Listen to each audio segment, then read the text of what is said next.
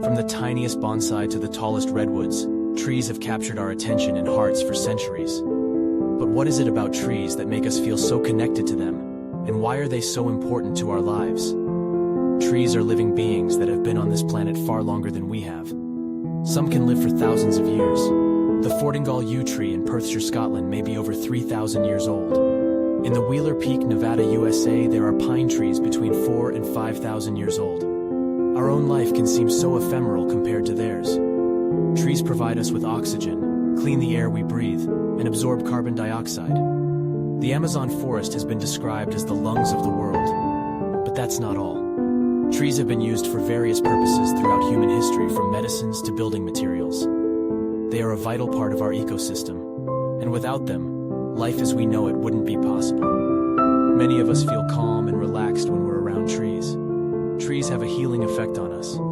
Studies have shown that spending time in a forest, or even just looking at pictures of trees, can lower our blood pressure, reduce anxiety and stress, and even boost our immune system. Forest bathing is becoming increasingly popular in many parts of the world. We all know that trees can communicate with each other, not like the Ents in Tolkien's Lord of the Rings, but through a network of fungi that live in the soil. The largest known organism in the world is the clonal colony known as the Pando aspen clone in south-central Utah, being over 43 hectares. Trees draw on their networks to share nutrients, water, and even warn each other of danger. They can also sense the changes in the environment around them, such as changes in temperature or the presence of pests, and adjust their behavior accordingly. Finally, trees are so beautiful. They grow in all shapes and sizes and can be found in every corner of the world, whether a rugged oak or a delicate cherry blossom. There is something about trees that captures our imagination and brings us joy. Many of us find that trees help us to express our creativity through art, poetry, and music.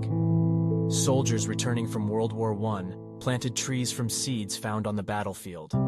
There is a chestnut tree in my hometown planted by soldiers.